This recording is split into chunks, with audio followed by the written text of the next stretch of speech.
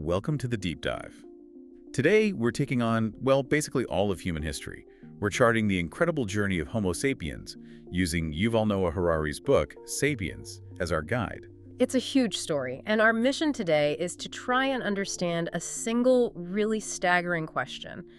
How did our species go from being a pretty unremarkable animal 2.5 million years ago? Right, just another creature in the middle of the food chain living in fear. Exactly, to becoming the undisputed master of the entire planet. And the simple answer you'd think of is, bigger brains or better tools. That's the intuitive jump. But the book makes it so clear that for millions of years, neither of those things actually made us special. It wasn't physical. Right. The real revolution was cognitive. It was cultural. Absolutely. The speed of it is just astonishing. And to get a handle on it, we're going to focus on the three big shifts the book lays out: the cognitive revolution, Which changed how we even talk. the agricultural revolution, which kind of trapped us, and then the creation of these huge systems of imagined realities that ended up unifying humankind. Okay, so let's start with that first one, the cognitive revolution. We're talking about a period, between 70,000 and 30,000 years ago? Yeah. And Harari calls it the tree of knowledge mutation. We don't know the exact why. The biological trigger is a mystery, but the consequences, they were everything. We got a whole new type of language. And that language solved a really basic problem for all social primates, right? It did. Think about chimps. Their whole society is based on intimate personal contact, grooming, hugging, one-on-one trust. Which works, but only for a small group. Exactly. It puts a hard cap on their troop size. Maybe 20, maybe 50 individuals. Any bigger than that, and the social order it dissolves. They can't keep track of everyone. And for ages, that was our reality too. So this new language let us, for the first time, gossip. Yes, gossip. It sounds trivial, but it was a superpower.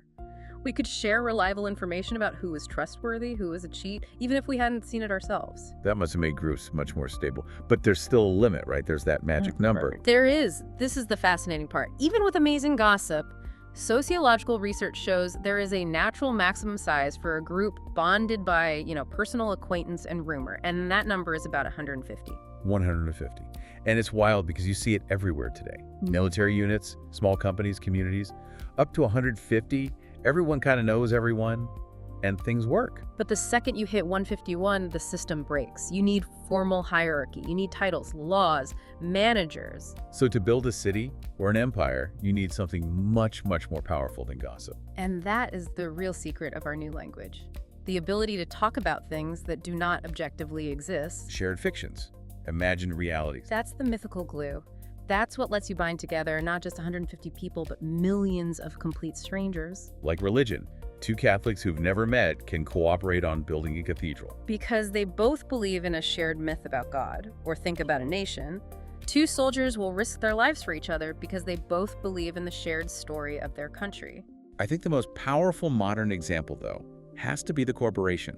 The book uses Peugeot as an example. It's the perfect illustration. Peugeot SA, the car company, is just a story we all agree to believe in. It isn't its cars or its factories or its employees. Okay, hold on. I get that a nation is a concept, but a factory is real. It's made of bricks. If I blow up the factory, doesn't that damage the company? Nope, not the company itself. Because the company is a limited liability company. It's a legal fiction, an imagined person. You destroy the factory, Peugeot SA still exists on paper, it raises more money, it builds another one. So the idea of Peugeot is protected. And that legal myth is what allows for massive modern economies. Armand Peugeot could risk starting an automobile business without betting his entire personal fortune. The company, the fiction, took the risk for him. That's how we dominate the world. Cooperation on a massive scale based on stories. And that ability to create shared myths leads us right into the next huge shift, the agricultural revolution, around 9500 BC. The standard story is that this was our great leap forward. Yeah, humanity's big genius moment. But Harari calls it history's biggest fraud. That's a pretty bold claim. Why a fraud? Well, because for the average person living through it, it brought way more suffering than it did progress. The average farmer worked much, much harder than a forager. And got a worse diet for all that work. Much worse diet. Mostly just cereals, not a lot of variety. And because they were living in dense, permanent settlements, disease just skyrocketed. Child mortality was horrific. In many of these societies, 1 out of every 3 children died before they hit 20. It sounds less like a breakthrough and more like a trap we walked right into. It was a trap. And what's really mind-bending is if you look at it from the perspective of the wheat. The wheat. Yeah, wheat was just this obscure little grass in a small part of the Middle East. A few thousand years later, it's covering 870,000 square miles of the globe. It successfully domesticated us. We cleared its forests, we brought it water, we protected it from weeds, we became its servants. That's a wild way to think about it. So Yeah. why did we do it? Why stick with something so obviously bad for our quality of life? We got caught in what the book calls the luxury trap. It started with small, seemingly smart improvements, maybe a slightly better way to grind grain. You settle down. And because you're settled, you can have more kids. Exactly. A nomadic forager woman might have a child every 3 or 4 years. A settled woman feeding her kids gruel can have one every single year. So population explodes and any extra food you thought you had is gone instantly. It's wiped out, and now you have way more mouths to feed, so you have to work even harder, clearing more land just to break even. You're trapped. You can't go back to foraging. There are too many people. But the outline mentions something that messes with this purely economic story. That site, Göbekli Tepe. Ah, yes. Göbekli Tepe in Turkey is it's one of the most incredible discoveries ever. It dates to 9500 BC, right at the dawn of all this. And it's these massive, monumental stone structures, 7-ton pillars. Built by hunter-gatherers. That seems impossible. That totally flips the script that you need farming before you can have big, complex projects. It does. It suggests that thousands of people were cooperating on these huge cultural or religious projects before they became settled farmers. And guess what they found just 20 miles away? Let me guess. Wheat. The very origin site of domesticated einkorn wheat. The theory is they didn't invent farming because they were hungry. They might have invented intensive farming to feed the thousands of workers who gathered periodically to build this incredible temple. Culture drove the change, not just calories. Primitive. So whether it was culture or economics, the result was the same. Huge societies, cities, kingdoms, empires. And to run them, you needed even bigger, more powerful fictions. You needed imagined orders enforced by law. And you can see these so clearly in legal codes. Like, you compare Hammurabi's code from 1776 BC with the American Declaration of Independence from 1776 AD. Two documents, 3,500 years apart. And they are built on completely opposite myths. Hammurabi's code assumes hierarchy is an objective, eternal truth. You have superior men, commoners, slaves, and the law treats them differently. So if a superior man blinds another superior man, it's an eye for an eye. Exactly, but if he blinds a commoner, he just pays a fine. That's the truth of the universe in that code. But then you jump to the Declaration of Independence, and its truth is that all men are created equal, with unalienable rights. They're completely contradictory, and yet both claim to be based on objective, eternal principles.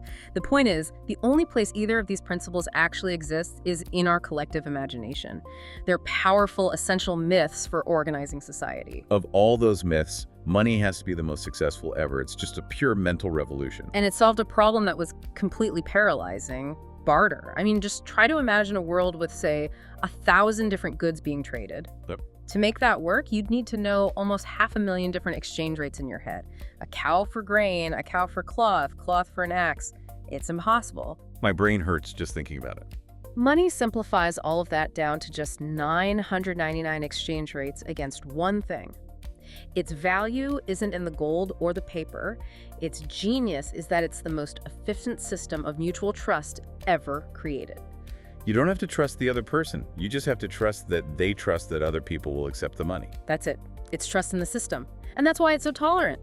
Christians and Muslims could be at war, but they'd happily accept each other's coins because they both believed a merchant somewhere would honor it. And these huge systems of trust eventually reshaped everything, right down to the family. Before, your family, your village, that was your safety net. It was everything. Your family fed you, took care of you when you were sick, protected you. But as the state and the market grew, they took over those roles. So the intimate community kind of collapsed. It was replaced by impersonal institutions. The state gives you a pension, unemployment, police protection. The market gives you a job, a mortgage, health insurance. But we still have that need for community, for belonging. Of course. So the state and the market had to invent new imagined communities to fill that emotional void. The state gave us the nation, the idea that you and millions of strangers share a destiny. And the market gave us the consumer tribe. Exactly. You belong because you drive a Jeep. or you use Apple products, or you root for the same football team. These huge, impersonal myths have replaced the emotional bonds you once shared with your 150 closest acquaintances. Okay, so that brings us to the most recent shift, the scientific revolution. And after all this talk about myths, it's funny that the thing that makes modern science so different is admitting ignorance. Just that simple phrase, ignoramus, we do not know. That admission is what fuels everything. Pre-modern systems of knowledge basically assumed all the big answers were already in the ancient texts. If you didn't know something, it's because you weren't reading the scripture correctly. Right. And the perfect example of this shift in mindset is comparing Christopher Columbus and Amerigo Vespucci. Columbus was a medieval man. Totally. He stumbles upon the Americas and absolutely refuses to believe it's a new continent. Because it's not in the Bible, it's not in the old maps. He died insisting he'd just found a new route to Asia. But Vespucci was the first modern man. He looked at the evidence and had the courage to just say, we don't know what this is, it's new. And that's why it's called America, not Columbia. That willingness to admit ignorance put us on a new path. It led to what the book calls the Gilgamesh Project. Named for the old king who wanted to live forever. So the project is to defeat death. To treat death not as some metaphysical fate, but as a technical problem. A problem that, with enough research, we can solve. And you can see the progress everywhere. King Richard the Lionheart died in agony from a tiny arrow wound in 1199. Today, that's a trip to an urgent care clinic. The successes are incredible. Child mortality used to be 1 in 3 or 1 in 4. Now in the developed world, it's under 5%. We've beaten back plagues and famine. But all of this prosperity, all this power, it's come at a huge ethical cost, especially for other animals. A staggering cost.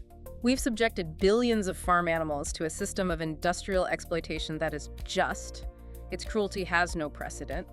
We meet their objective needs, food, water, but we completely ignore their subjective emotional needs. The book mentions the Harry Harlow monkey experiments from the 50s. Yeah, those are horrifying, but so important. He showed that baby monkeys would choose a soft cloth mother with no milk over a wire mother that provided food. So they needed comfort more than they needed calories. It proved that things like affection, bonding, and play aren't luxuries. They're deep biological needs. To ignore them causes profound suffering. And that's basically the business model of industrial agriculture. So if the Gilgamesh Project started with curing disease, where does it go next? We're getting into genetic engineering, bionics, AI. The goal isn't just to extend life anymore, it's to upgrade life. The future masters of the world might not be from a different race. They might be a different biology entirely.